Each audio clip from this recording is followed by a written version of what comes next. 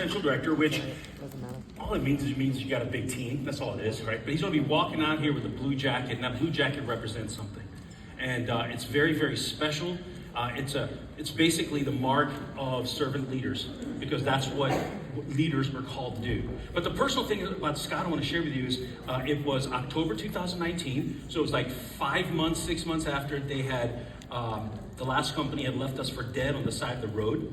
And those of us who refused to die, we got back up and we got in this company called ID Life, and we were just struggling. We came to this event, and it was in Washington, D.C., and we didn't know people or anything like that. And I remember at the end of the session, at the end of the day, we were going to take a team picture. And there was a guy standing there. I didn't know him. He had a smile. He had these glasses, big blue eyes. And I said, hey, excuse me, would you mind taking our team picture? And he said, sure. So I shook his hand, and then he didn't let it go. He pulled me in, and he goes, we're happy you're here. I'm Scott Unclbach. Man, you take A-plus champions, you break them down, and then you welcome them like that into this place. Man, you have loyalty like you would not believe from this crowd. So guys, I want you to give a huge welcome to Mr. Scott Unclbach, grandfather, father, husband, champion.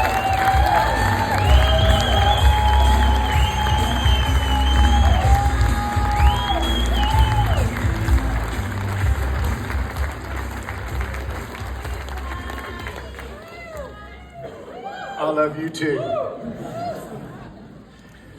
Z, I forgot about taking that picture, but it was my honor. Guys, really, it's special to be up here today. The last 2 days have been just amazing for me. The heartfelt love and appreciation for one another, and the general excitement, and what else can I say, but just good feeling about being here. Like Denise was saying, I had a whole list of people in my mind that should have been here. And they would have been blessed if they were. It would have been awesome. But today for me is something special. It's a full circle moment. So 10 years ago, for me, actually is a lot longer than 10 years. So it's 10 years and a few months. But this journey for me started quite a while ago, and it started several years before I met Logan. And it actually really starts with my brother, Mike. Mike's here, Mike Unclbach. He's a presidential director, and he's the reason that ID Life exists. You guys didn't know that, did you? He asked his brother to get involved in a network marketing company. And I had told everyone else no for a long time. And I finally got involved, and we had a lot of success. And that's what spurred us to think we could start our own company. And it was a wonderful idea. We were only about 10 million short. And so I was sitting in Stonebrook Country Club one day, and I knew who Logan was. And because he was very successful in Stream Energy, and so in the network marketing space, we knew one another, but not personally. And he overheard us in typical Logan style. He said, "What are y'all talking about?" He's pretty nosy like that. And so I told him, he said, "Well, let's get together." So we went out and played golf the next week, and I told him about ID Nutrition. He said, "Well, I'm kind of looking for something, but you'll have to talk to my attorney." Enters Mark Bennett. Now, I didn't meet Mark. Mark and I have become great friends, and we would consider each other family at this point. And but when I met Mark, it was under the attorney Mark. I didn't even like him, to be perfectly honest. So he came over to my office, picked through everything for a couple days, which was wonderful, and I'm an open book, and we just shared everything with him, and he looked at all the IP and all the technology and what was possible, and he went back and he told Logan, "You shouldn't do this." So he told him, he said, "You're crazy." He said, "They got what they say they got, but you got no business doing this with 2 small kids." And that was Mark's advice to Logan, which he totally disregarded. And ID Life was created. And it was a miracle. The first person he went to, which was Mike Salem, agreed to put in millions of dollars into this company, and ID Life was born. And so I'm forever grateful for Logan for that. Our dream that we had for this company would have most likely died, and that great property, which has now been, these guys have improved, 100x times, would have not got out to the world. And if we do our job over the next decade, truly get it out to millions of people, right? So fast forward from there a little bit, Mark and I did become friends, and we started working together. I had committed, I said when we started, I didn't want to be in the office. I'm not an office guy. I'm an entrepreneur. I've always been an entrepreneur, and I wanted to be out in the field. And I said I'd give him 2 years. 7 years later, that's a different story for a different time. But I remember Mark and I setting up the first ID Nutrition machines in the area that is now the conference room at ID Life. And it didn't go so well, did it? Darlene came up and helped organize us, thank goodness.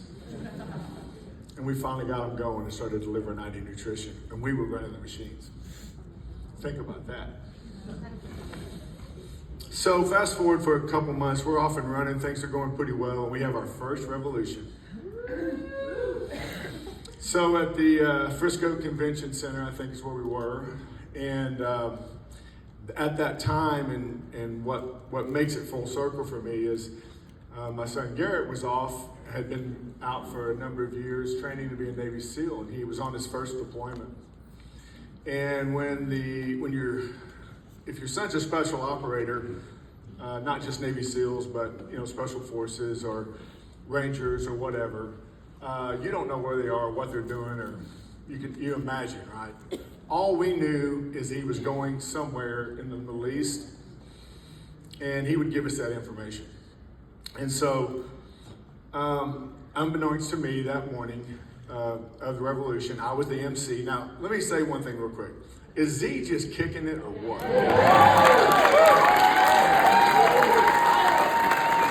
I told you he's the best. I thought I did an okay job as MC, but Z's like, 50 times better. Anyway, I was worried about, getting it right for the first time and all that. That morning when Darlene was about to leave the house, she saw a news report that some special operators in the area that we knew Garrett was at had come under fire, and that they didn't know for sure, but possibly their Osprey helicopters had been shot down. She knew, moms know. Darlene would get up in the middle of the night and pray for Garrett. I'd be asleep, stone cold out. She'd been up all night long praying for Garrett, and we'd find out that he needed prayer. But so she knew. So she came there, checking the news stories. You can imagine a mother thinking that your son has been shot down somewhere behind enemy lines, and checking her phone for news reports. It didn't tell me a thing. She's sitting out here, right out there in the audience, just with a smile on her face, looking amazing, and being a strong mom. I am on stage. I couldn't find the picture because I wasn't taking pictures of myself. Somebody else probably had it. But I was on stage interviewing 2 or 3 people right up here, talking to them. And I had my phone in my hand because I was asking them questions. And I get an international phone call. I don't get international phone calls, but from one person. I can't answer the phone. Well, I was just saying, y'all hold just a second, That's what I wanted to do. I don't even remember what I said after that because I knew something was up. My son doesn't call me on the phone at that time of day, ever. It's always prearranged. He lets us know on this time, I will FaceTime you or call you, and he did promptly at that time. We no impromptu AC calls. And not that AC would ever do that. So I'm looking out, and I'm looking for Darlene, and I find her, and I take my phone, and I go, and she's like, take some pictures? What? Because she doesn't do a good job about taking pictures. I'm just being honest. I'm the picture guy. Okay? And her phone rang right then. She took the call. Sure enough, Garrett called, said, Mom, I know you know. I'm okay. And I'm not going to tell the story. It's Garrett's story to tell. But to say that the first revolution was memorable for me is an understatement. But I'm honored to be up here. I'm honored to introduce my son. Can you imagine now, just almost 11 years ago, from that point as Garrett, as an active Navy SEAL, we're starting a company, to here we are a decade later, and he gets to be the keynote speaker at our event.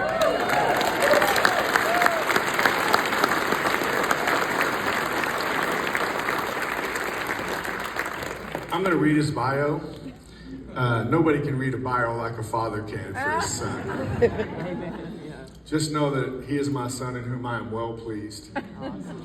If you wonder when you hear Garrett's greatness, yes, Darlene and I played an integral part in that, and parenting, as you guys know, is difficult, and it takes a lot of work, and we poured a lot of work into him. But the guy sitting right here, let's just stand up for 1 second, Pastor Keith, who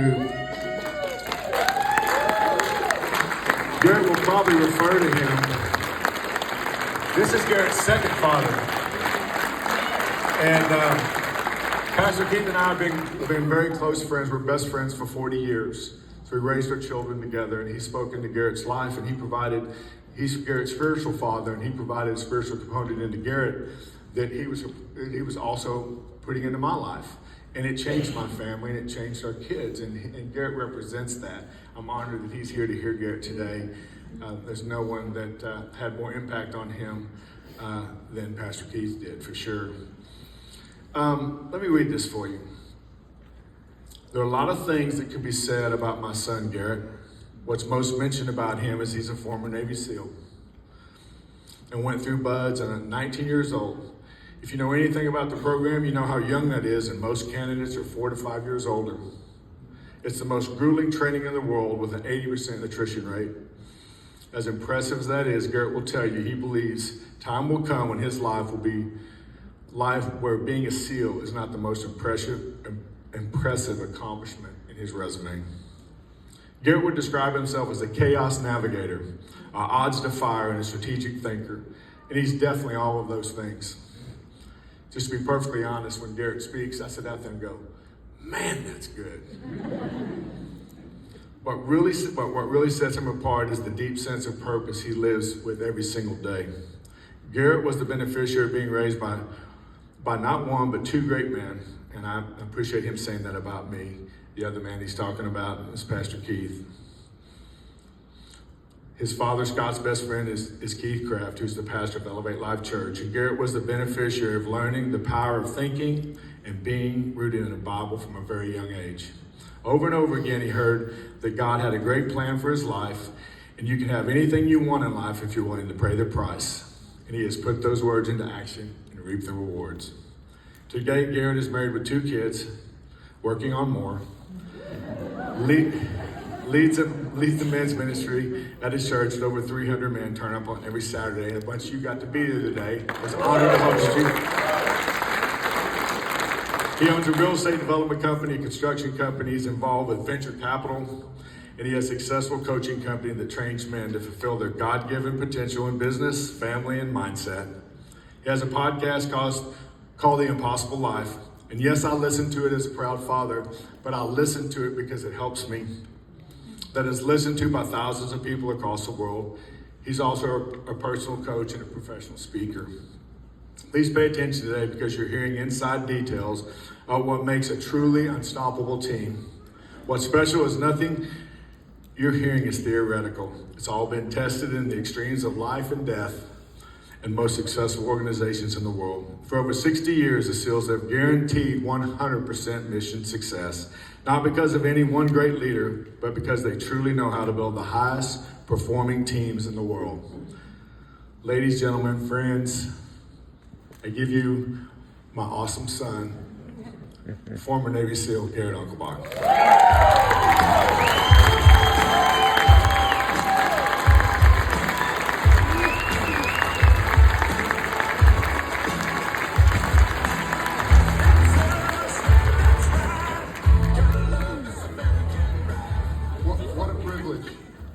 What a privilege to to be introduced that way. I have a huge debt on my life. That's not something you'll hear very many people introduce themselves with.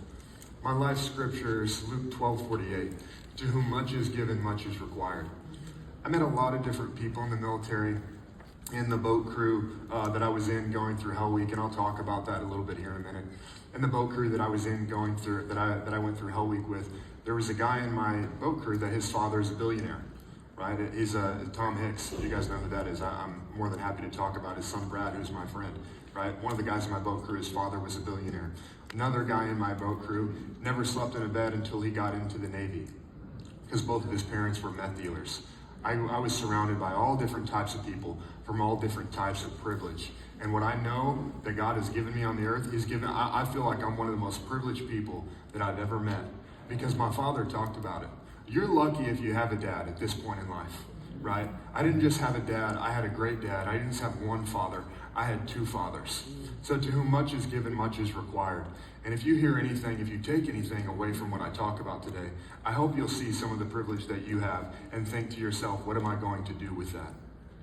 You know, my father talked about it. It was December 2013 was the date. It's a date I'll never forget. December 2013. I want to pick up on the story that he mentioned. December 2013, my helicopters that I was in, that my team was in, took over 300 rounds. Right? I'll never forget that day, but before I talk about it, I think it's very interesting the amount of time that it's been. It's been just over 10 years. December 2023 will be 10 years since that happened, right? We just passed that. You know what 10 years is about? 10 years is a time of testing. I can think in my own life what's happened in the last 10 years, but I also think about this company, where, you know, I've been a passenger to what's happened at ID Life for a long time. You know, my family's been a huge part of this, not just my father, Scott, but my cousin, Laura. Where are you at, Laura? Laura, maybe you don't know that, but Laura's my cousin. We grew up together. And I was so excited to see her get to lead this company and see the way that she's shaped it, what she's poured into this business. I'm so proud of you, Laura.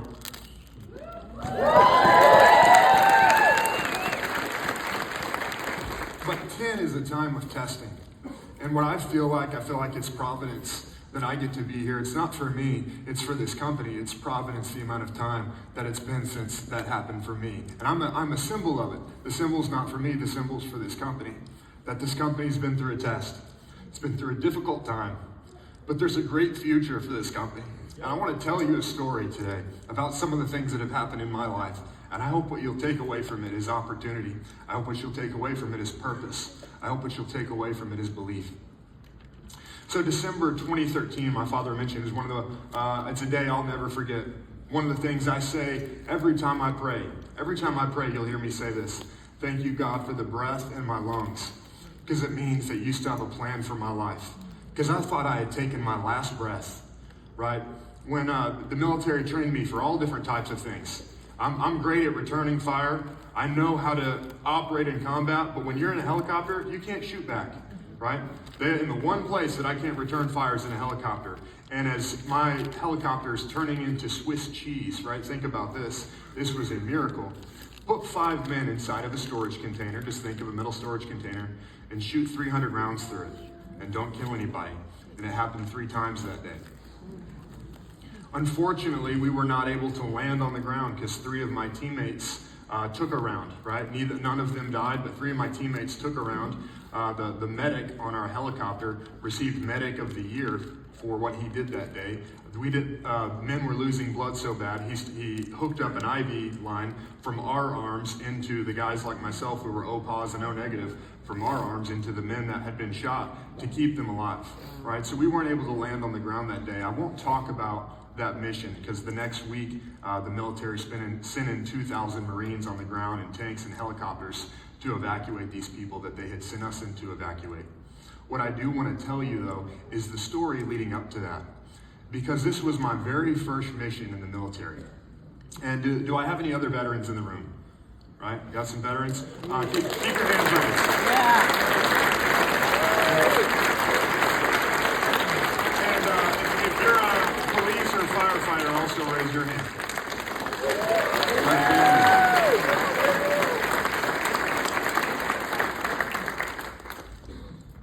if you served, right, veteran, police, firefighter, and I like to use firefighters as an example. If you're a firefighter, what you want to do is you want to fight fires, right? Like, you're not praying for someone to get in a car accident or for their house to get set on fire, but you spend all this time training and preparing. You actually want to go out and do your job, right? And for SEALs, not everyone wants to get shot at, and I don't really want to get shot at either. I'd like to do more of the shooting. But you want the opportunity to go and do your job. And so and the thing is, for deployments, where you veterans know this, right? You don't really get to choose where you deploy to. My very first mission in the military, we had essentially won the Powerball. There was a deployment that all the SEAL teams on the West Coast wanted, and we had gotten this opportunity. So we were so excited for it. We deployed to Djibouti. It's not a joke, that's a country. We deployed to Djibouti. That's a country north of Somalia on the east coast of Africa, right? And we were there to fly missions into Yemen, but right after we had gotten into country, we got an emergency mission. This wasn't the mission that we had been preparing to do. This was an emergency. South Sudan, which is a country in Central Africa, South Sudan, a country in Central Africa, was in the middle of a civil war. The U.S. government really doesn't have any friends there. We didn't have partners in South Sudan. And there's an outstation there, kind of think like an embassy. And so there was about 50 Americans there in this outstation. And in the middle of two sides of a civil war that America has no friends in, these people were stuck and surrounded. So we got this emergency mission. And whatever amount of time we have for a mission, whether we get 30 minutes or we get 3 weeks to prepare for a mission, we have our process. We know how to prepare. And so we were finishing our preparation process. We took a little less than a day to get ready. And at this point, I'm just past 23 years old. I was still very young. This is going to be my first mission. I thought I knew what my first mission was going to be like. We've been preparing for it for months, and then we got this emergency one. So a different first mission. And one of the roles that I played in the military as a SEAL is I was a comms guy, right? I'm responsible for carrying the radios, talking back to HQ. And so there's all various responsibilities that come with that. But before we were going to leave, before we were going to get on a helicopter and fly to go save these guys, we did all our mission brief, we did all of our prep. My lieutenant, the guy who's in charge of our entire platoon, he did something I'll never forget. I think I don't know if he was just low key about it or he just knew I could handle it, but he came up to me, 23 years old, hands me a sticky note. That sticky note has a satellite phone number on it. And he says, that's the embassy leader. Call him, let him know that we're coming. And so I say that to say, at 23 years old, this was a moment that I had been preparing for over 4 years. Because when I first joined the military, when I first decided I want to join the military, I was 19. So 4 years later, and I'll talk about some training here in a little bit. Well, 4 years later, I'm finally at the moment where it's like, okay, I'm going to go out and deploy. I'm going to do what I've been put here to do. And I get a sticky note, and my lieutenant says, call this man, let him know that we're coming. It became very real in that moment. In comm school, you learn how to be brief. You learn how to communicate your message quickly and clearly, no extra words. Some of that comes naturally to me, but you learn how to communicate well. But this was not an easy one to do. It became very real. It's one thing to train. It's a whole other thing to do it for real. And so I paced back and forth. I prepared the messages, the things that I was going to say to him. I got on the phone. I called him. He picks up, and it's a very simple message. Hey, this is what you need to know. America's coming to get you. I communicate to him. He repeats it back. We've had a great transmission. And then I said, do you have any questions? And I could feel the fear in his voice. I could hear it. He said, please come soon. Right? This man was abandoned. There was no way he was responsible for over 50 other lives, and there was no way for him to get out of that situation. And what that did to me is it empowered me. I thought of all the preparation that I had done to get to this moment. When I think about that, what he said to me, he said, please come soon. I think about how many people out there, some of you have been that person. Maybe you might be that person today, but a lot of you know these people that are hurting, that are in help, that need help, that are in need. And I'm not just talking about somebody in a military situation. What that did to me as a man, it made me realize that I was needed, right? That I have a purpose on this earth to serve other people, that my purpose is not about me. If you think you're in this company for yourself, if you think you're in this company to make money, I will tell you it is about so much more than that. I've watched my parents live it and pour their life into this company, not for a paycheck, but for people, right? I watch my friends give their lives in the military, not for a paycheck. Nobody dies in the military for the $400,000 death benefit that they give to your family. My friend Charlie didn't die with a smile on his face so his family could get a nice check. He did it because he believed in something that's bigger than himself.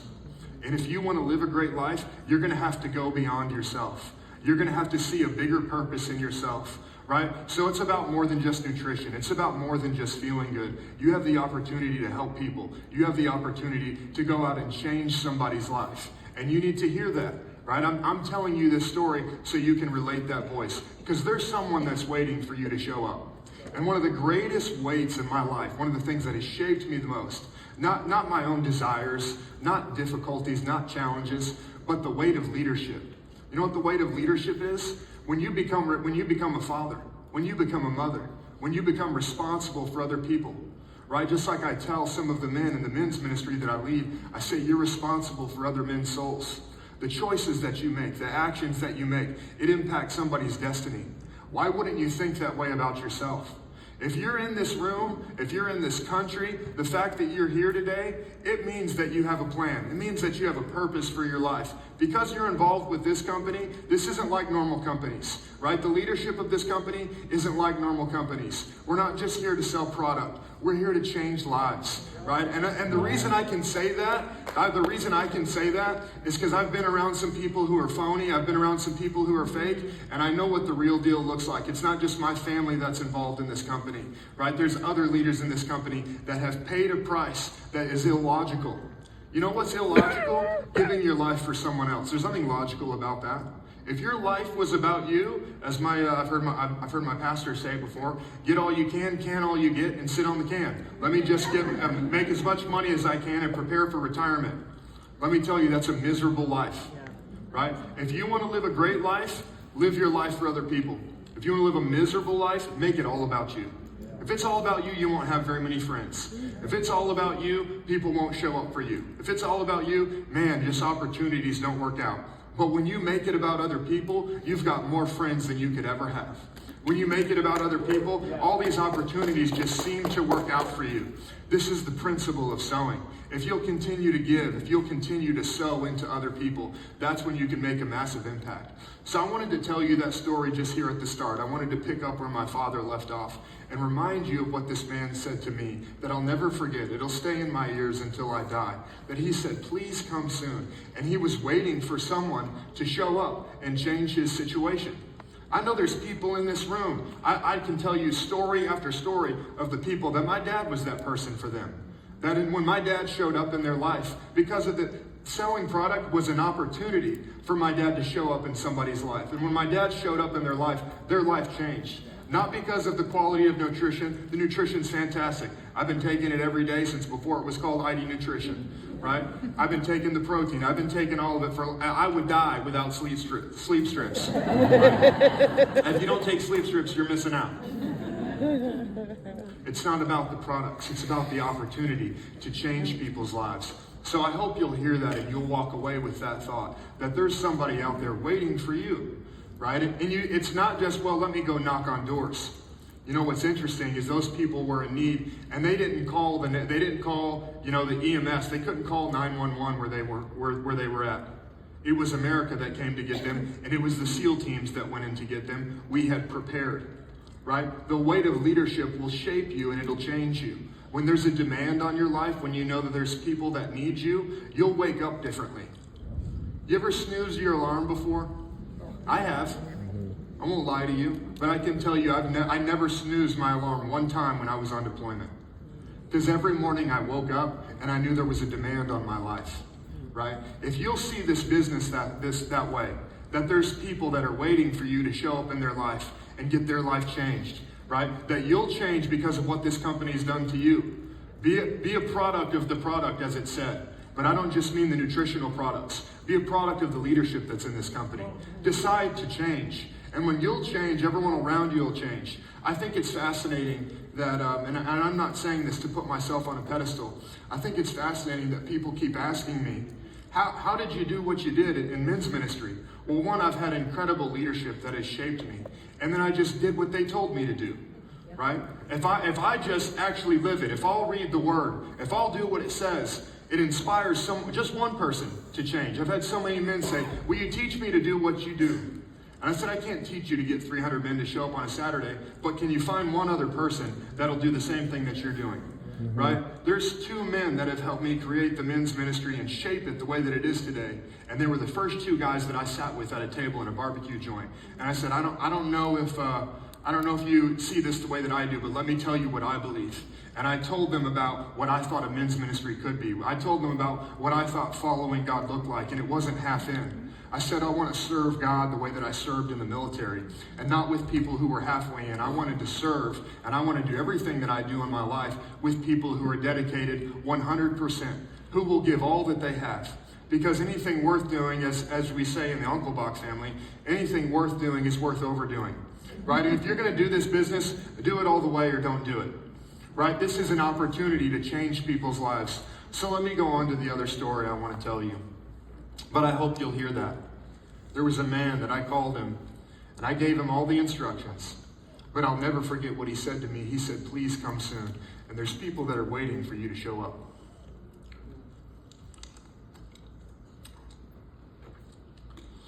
I want to tell you about a superpower that I have. I have a superpower. And no, I'm not crazy. Well, actually, that's not true. I've been called crazy almost my entire life. But my superpower is real, and I'll prove it to you. I don't know if you're like me, but when I was a kid, I dreamed of flying, right? Are there any of those other people out there who wanted to fly? And I think I held on to my dream a little too long, because when I was like 17, I was trying to jump off the highest thing that I possibly could. And I got pretty high, by the way. I got up to about 14 feet, a parking garage that I was jumping off of. But my superpower is not flying, unfortunately.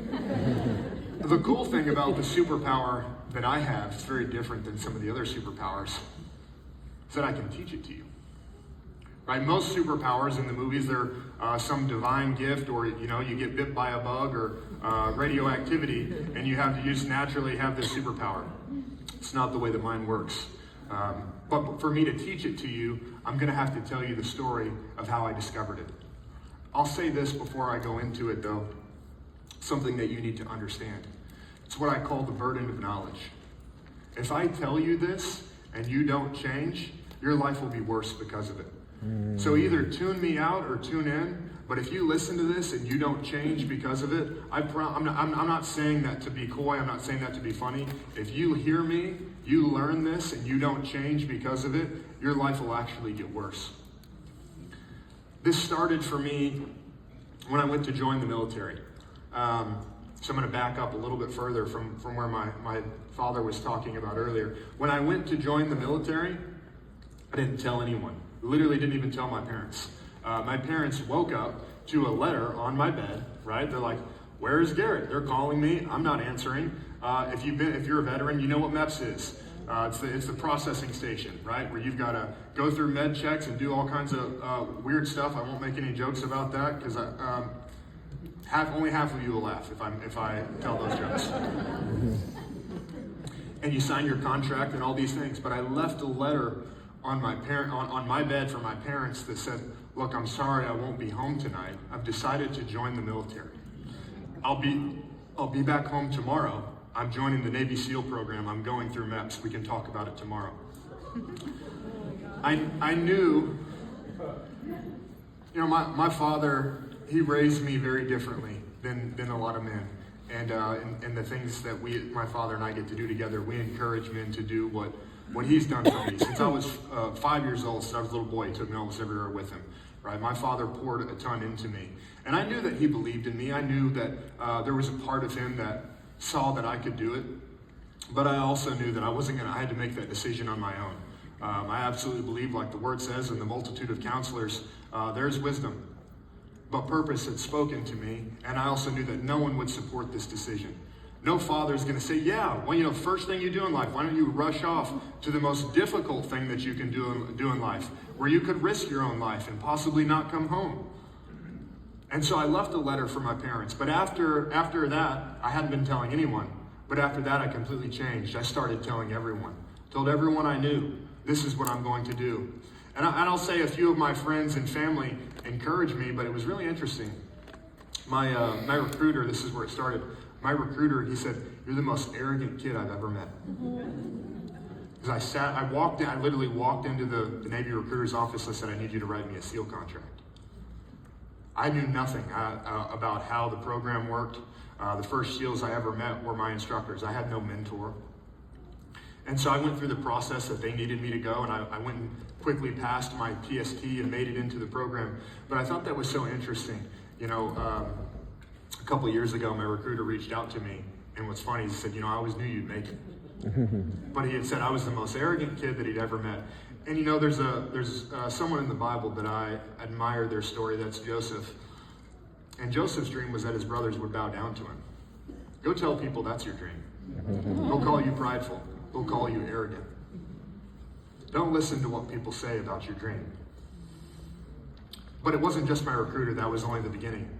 Outside of my friends and family, and some of them were a little bewildered, all I heard over and over again, the nicest thing I heard was, "You're crazy." But then as I got into the program, so I went from December, made that decision. This is December 2009. My parents got a scary letter. June 2010, I was in the Navy. And as I got into the Navy, I was one of the youngest people everywhere I went. And what I heard over and over and over again was, "What are you doing here? You have no chance, Unclbach." I heard it over and over again. I had a leader as I was going through boot camp who made it a point to try and get me to at least say that there was a chance that I wouldn't make it. Because he asked me, he said, "Do you think you'll make it?" And I said, "I know I'll make it." And what I came to find out later was that he had quit in the program, and he couldn't see what I saw. And so I heard it over and over again. And then later I got into this, I got further down the path, and I was in this program called Pre-Buds. This is a bunch of athletic training. SEAL training is 6 months long, but there's the things before, there's things after. I won't bore you with all of the different pieces in the process. But I was in a program before it got really hard. It's an athletic program, and I had an interesting roommate. I won't tell you his name, but I remember his name. And his father was a Navy SEAL. His father was a Master Chief Navy SEAL, and he was the #1 athlete in the class. Basically, as soon as you start the SEAL program, you get ranked in everything that you do, and he was the #1 athlete in the class. And so you'd think if any student had any credibility, that he would. And he told me, literally, he was my roommate, every single day. He said, "Unclbach, you have no chance here." And I got continual discouragement from all these different people around me, right? And that starts to weigh on you after a little while. But let me tell you something a little bit different about me than some of my peers. I wasn't the most athletic. I wasn't the tallest. I wasn't the best, really, at anything except one event. But here's the one thing I wasn't. Most of my peers came into the Navy, and they were wondering who they were. They were trying to prove their father wrong. They were trying to prove something wrong. They were trying to convince themselves who they were. The one thing that I walked into the Navy with, a few other people did, was I wasn't looking for a sense of identity. I'd had a father who taught me who I was. I knew who my real father was. And I knew exactly what I'd been put on the earth to do. So when all these people would tell me, "What are you doing here? You have no chance," I'd just say, "Okay, we'll see." I want to fast forward to a little bit later in the story where I was about to go through Hell Week. I was about to go through Hell Week, and Hell Week is this really difficult part of SEAL training. It starts on Sunday night, and it goes all the way to Friday afternoon. You'll run over 200 miles, almost all of that you'll do about 250 miles, almost all of that with a boat on your head. Not by yourself. It's a team of 6 guys underneath a little rubber Zodiac that weighs between 200 and 250 pounds, depending on if you got all the water and sand out of it. So just think about as you're running, Joe Hadachek has a phone book, and he's just smashing it on the top of your head while you're running. That's what it feels like to run with a boat on your head. So Hell Week's a really difficult process. You only sleep 2 hours once on Wednesday, once on Thursday. And that's because they realized after a few years of doing the program, and by the way, where the program came from, the SEAL started in 1962. Some of the original men who started the SEAL program in 1962 were POWs from World War II, and they learned a lot of great things from Nazi concentration camps being a POW, and said, why don't we incorporate that into our training? That's literally where some of the things in SEAL training comes from. I watched a guy in SEAL training who was helping conduct SEAL training, helping conduct Hell Week. This guy's not a Navy SEAL, he was a medic. And they didn't use very many outside medics. There's SEALs that are medics that'll run Hell Week, but there was, because they needed some extra hands, they brought this medic in. He was just a medic from the Navy. By watching Hell Week, he was vomiting. Only when you've been through something like that do you understand why it's required to put somebody through that. Right? This man who'd never been through the training, he was sick from having, it made him feel like you can't do that to people, right? Because of his sense of humanity. It's how difficult the program was. But before we started the program, Sunday night, we're sitting in a classroom. We're waiting for Hell Week to start. And let me tell you a secret to pain. This is just a little tidbit. The hardest part of pain is the anticipation of the pain, right? If you got kids that you're going to spank them, just tell them you're going to spank them and send them to their room and let them sit there for 5 minutes. Right? All the change that you need to happen is going to happen before the spanking. I'm absolutely for spanking. My father spanked me. I didn't have to get spanked as much. I watched my sister get spanked a lot. Benjamin Franklin says, a wise man learns from his mistakes. A wiser man learns from the mistakes of others. You don't have to learn every lesson by experience. So my sister got spanked a lot, and I learned from her. Anyways, we were sitting in the classroom on Sunday night, and we've whittled the class from almost 200 men down to about 95 men. There's about 95 men left in the class. And going through Hell Week is where the biggest part of attrition happens in SEAL training. And so we're sitting there in our boat crew. We don't, it's like 7:30 in the evening, but we don't know if Hell Week's going to start at 9 or 11 or 12:30. They literally let you just sit there and sweat, and the instructors just hang out and like drink energy drinks until they're amped up enough, and then come in there and start the pain. So we're sitting there talking, and we start to have this conversation. All the guys in my boat crew start saying like, "Hey, do you think you'll make it?" And I've been pretty quiet at this point. I didn't have very many friends, just to be honest. Because I was 19 years old, because I wasn't one of the top performers, because I couldn't go out and drink on the weekends, I didn't have very many friends at this point. And I was pretty quiet, and at 19 years old, I'm sitting there with my boat crew, and everyone starts asking, "Hey, do you think you'll make it? Hey, do you think you'll make it?" And they asked me, say, "Unclbach, what do you think?" And I said, "Not only do I think I'll make it, I know I'll make it. And not only do I know I'll make it, on Saturday," you see, I'd been there, when I first showed up to San Diego, I watched a class as soon as I arrived in San Diego, I saw a class that had just finished Hell Week. And when this class finished, the week after Hell Week is called Walk Week, right? It's the only week in SEAL training where you're allowed to walk. The rest of your existence in SEAL training, you run everywhere. You're not allowed to walk. You get 1 week to walk, and it's the week after Hell Week. And I watched this class. I saw this class who was on Hell Week, and these guys all looked like they'd been run over by a bus. And I've learned from one of the people in my life who's taught me greatly, Pastor Keith. He said, find people you admire, do what they do, right? And you'll be like them. And I saw all these guys who had just finished Hell Week, and they were, literally, they looked like they'd been run over by a bus, hobbling on crutches, all of that. And I saw 1 or 2 students that were, just seemed to be fine. And I remember thinking to myself, I won't be like them. I won't be on crutches. I won't be all beat up. When I didn't just say I'm going to finish Hell Week, I said how I was going to finish. And more than just not be beat up, I said when I finish Hell Week on the Saturday after Hell Week, when guys are in the ICU, when guys are barely stabilized, their blood O2 is what most doctors would tell you is a deathly level. I said on Saturday, when everyone's going to med checks, I'm going to go for a run by myself on the beach. And so I told the guys in my boat crew that. And I heard what I'd heard many times over in my life. You're arrogant, you're crazy. And I said, we'll see. Well, fast forward 5 days. I could stand up here and tell you stories just from Hell Week for hours. Fast forward 5 days, and we're on the beach. We're doing some of our final exercises. You don't know when you're going to get secured, when it's going to be over. Again, they just let you. But by the way, let me just make this point on these types of difficult situations. One of the most difficult situations they would give to us, not just in Hell Week, but all throughout training, is they would give you these things that I call an unknown distance run. Right? There were some runs in SEAL training where, hey, you got to run 4 miles in under 30 minutes, right? There's the clock and here's the distance. There were other runs that they would put us on, and they'd say, follow me and keep up. And some of you guys know who he is. He was in national news. He's a friend of mine. Eddie Gallagher was one of my instructors. And this guy would take off running, and you thought, and you literally had to run like your life depended on it to keep up with him. And you don't know if he's going to run 2 miles or 27 miles because he's insane. One of the best athletes I've ever met. And I remember Eddie was doing a run. And there was a guy in my class who, before he came to SEAL training, he was a professional runner with Adidas. This guy could run 4.5-minute miles on repeat. He quit on the run. Why would he quit on the run?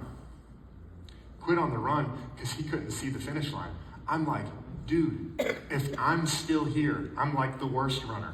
I passed every run in SEAL training by seconds and the hand of God, honestly, right? I'm a horrible endurance runner. And I remember seeing him quit, and it was such a revelation to me. If this guy would quit, who's 10 times the runner I could ever be, people don't quit because they don't have the ability. People quit for the wrong reasons. They quit because they can't see the finish line. And so they were doing some of that to us at the end of Hell Week, where they were just dangling the carrot out. And then I remember what happened. They told us to face the water, and so we're facing the water. And the instructors are yelling at us. We're doing some lunges. We were getting wet in the water. And then they also had to stand up and get into formation. And then they said about face, which means turn around. I remember turning around with my class. And there's this giant American flag, massive American flag, and a 3-star general standing right in front of it. And he called us in, and he said, he told us that Hell Week was secured. And then he had us all come up, and he had us get on a knee in front of him. And I don't remember, I have a great picture from a naval photographer of us kneeling before this guy. And I don't remember anything he said except these 2 words. He said, well done.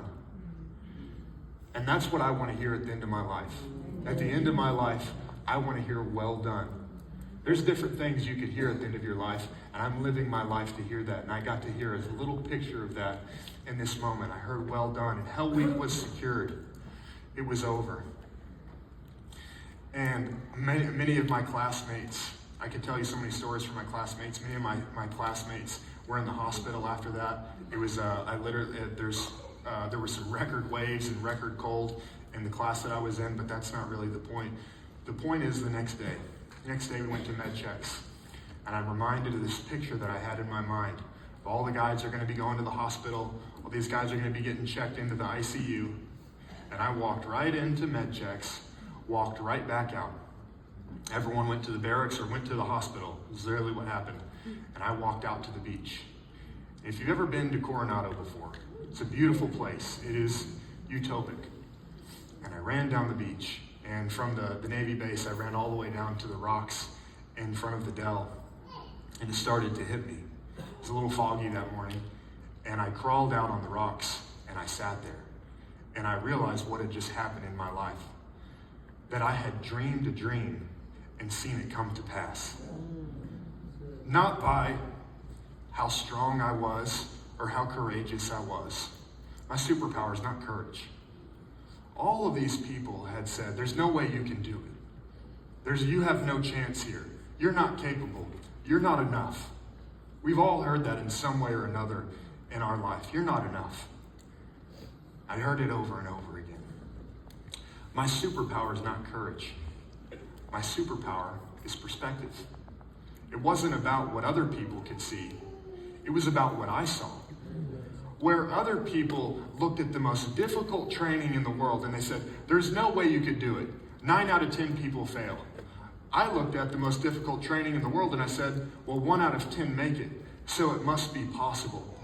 You know what you've got to do is you've got to look at your life and begin to say that maybe it's possible that I could change these things. Not just about my business, but about my life. A lot of things in your life have been held from you. Maybe you've quit on things in your life because you stopped seeing it as possible. I looked at SEAL training the same way that Sir Edmund Hillary looked at Mount Everest before anyone had ever done it. And he said, it's possible. I believe that it can be done. The question that you have to ask of your life isn't about what others see. Others will see very different things from you. One of my favorite stories in the Bible is a story of perspective, and I won't tell the whole thing. But 12 spies went into a land, and they came back. 10 spies said there's no way it could be done. Only 2 men came back and said, surely it can be done. They all saw the exact same thing. They'd all had the same experiences, but they had different beliefs.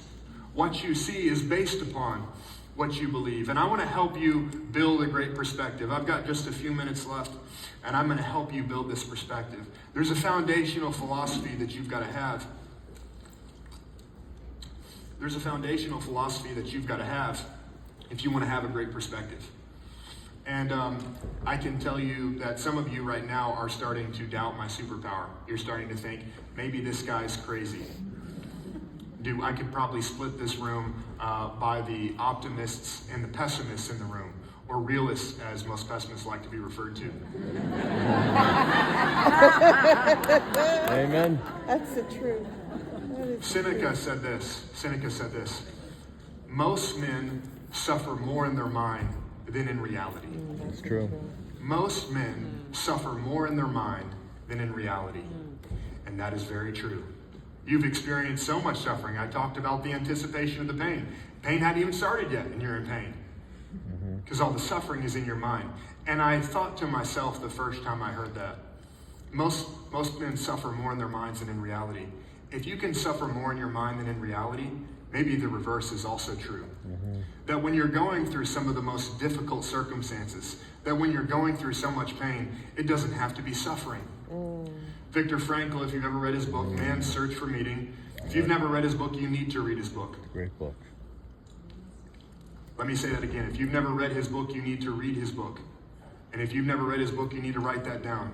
Don't walk out of here and not listen to what I'm telling you. Audible. Right? I told you at the beginning, if you don't listen to what I'm telling you, the burden of knowledge, if you walk out of here and you don't change, your life will get worse. I'll have given you the opportunities to make your life, to make the destiny that God has for you come true, and you chose not to walk in it. But Seneca said most men suffer more in their minds than in reality. And I thought to myself, if that's true, maybe the reverse can be true as well. That when I go through the most difficult circumstances, that I don't have to suffer. And Viktor Frankl says, between stimulus and response, this is from his book, Man's Search for Meaning. Between stimulus and response, there's a space. In that space is the freedom to choose. And in that choice lies our freedom. That's what you came here for. You came here for freedom. You want some kind of financial freedom. You want some kind of health freedom. Everyone here came here for some sort of freedom in their life, right? Liberty is something that God has given us and that he wants you to walk in. I want you to have freedom in your life. And you know where that freedom comes from?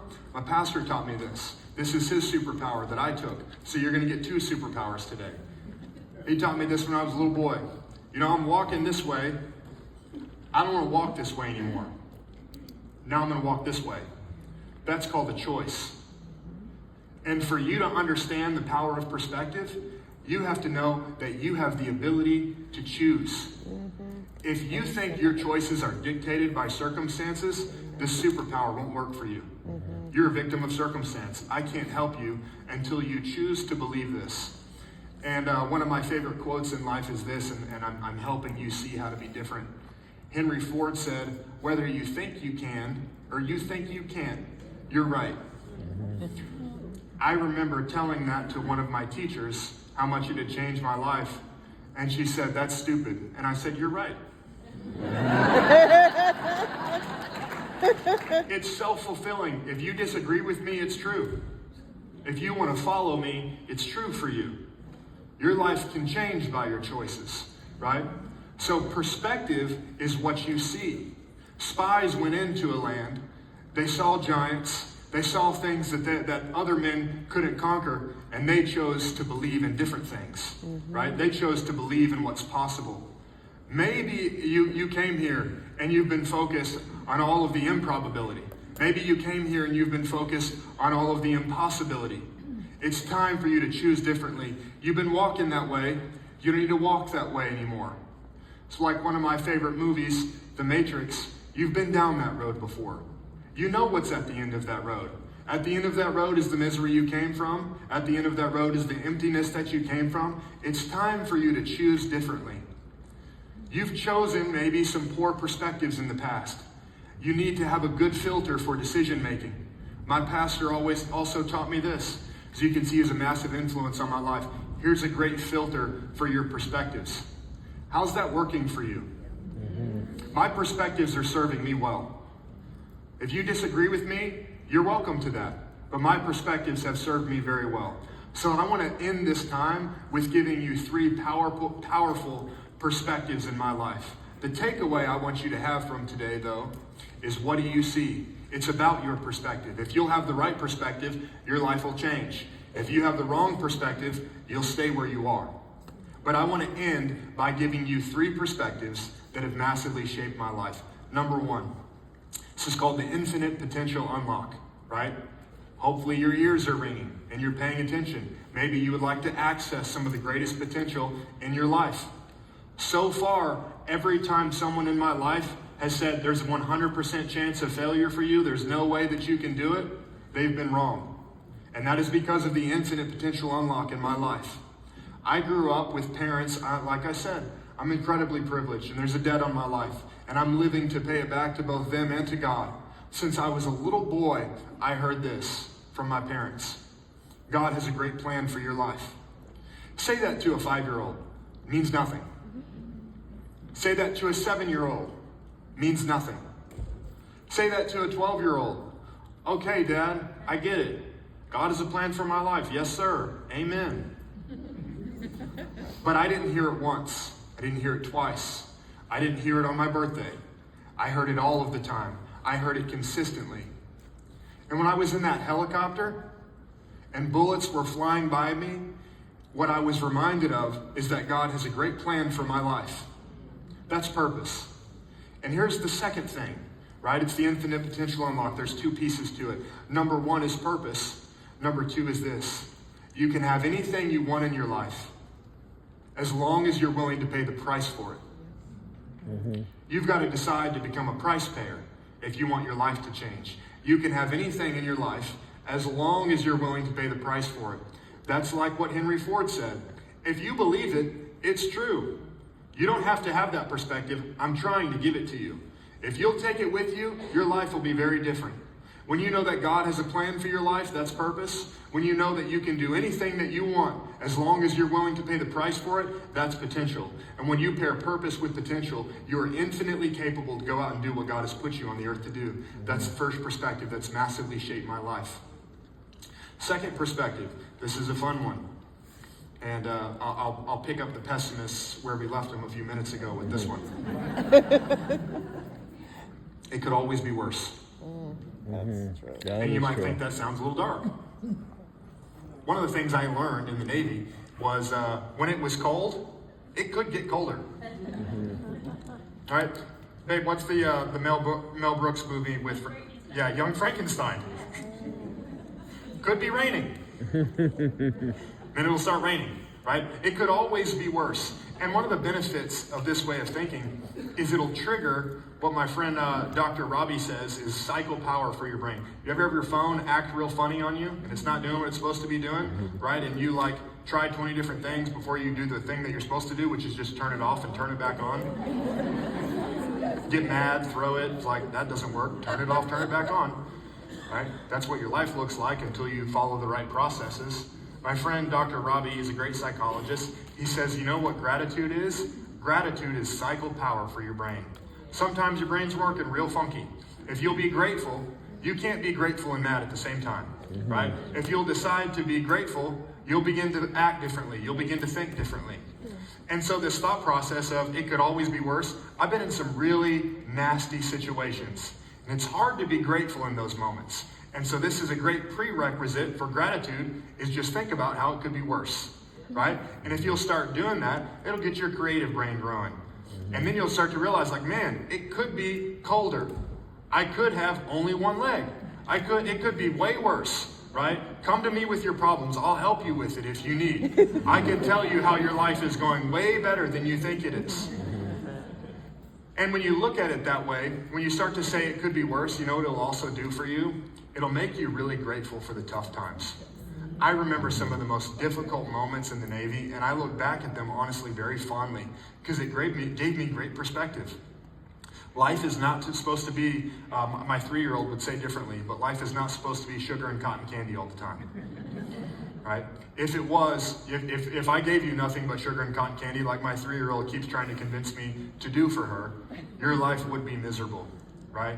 It is only through those difficult times, through those tough times, that you understand how sweet life really is, right? So remember that perspective. It could always be worse. And I'll leave you with this one, number 3.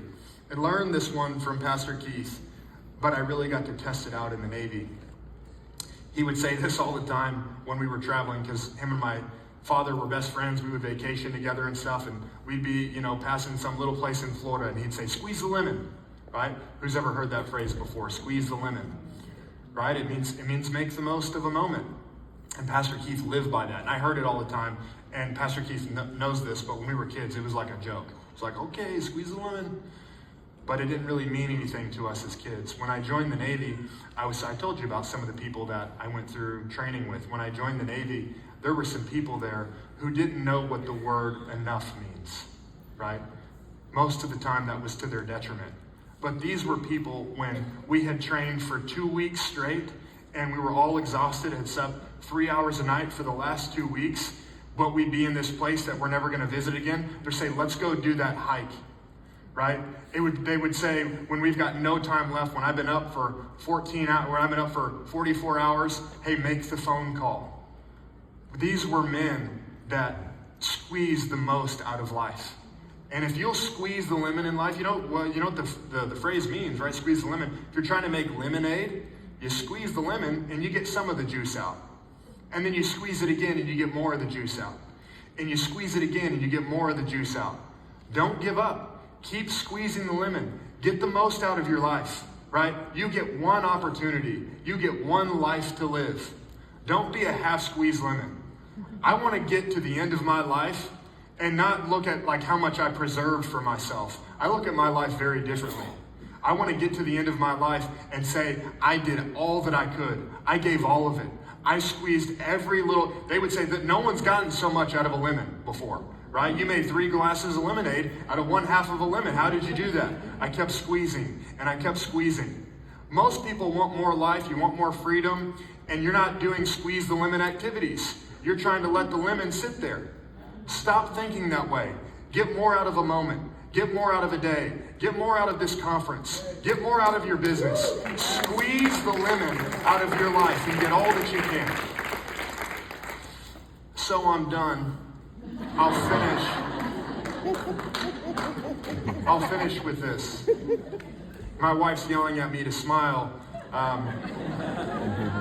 There's a reason I wasn't looking at her. You notice when I was talking to her, I didn't look, because if she's ever there when I'm speaking, she's over there like this.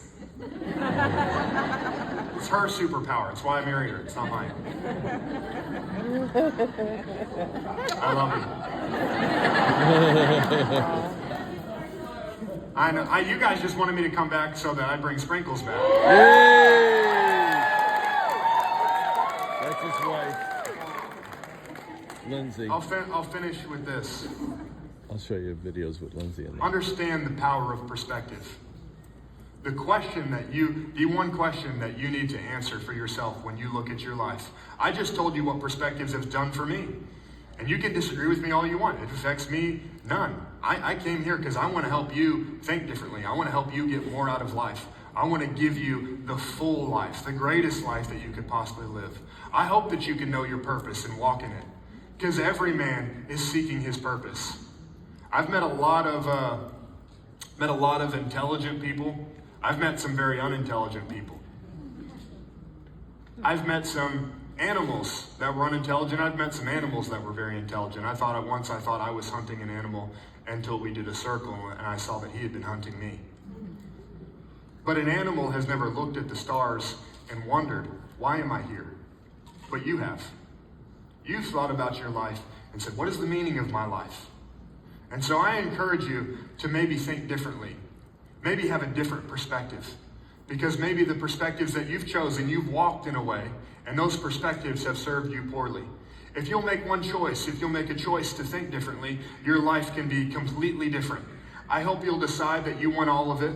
I hope you'll decide to live your purpose, to follow your purpose, and I hope you'll answer the question correctly when you get asked in life, what do you see?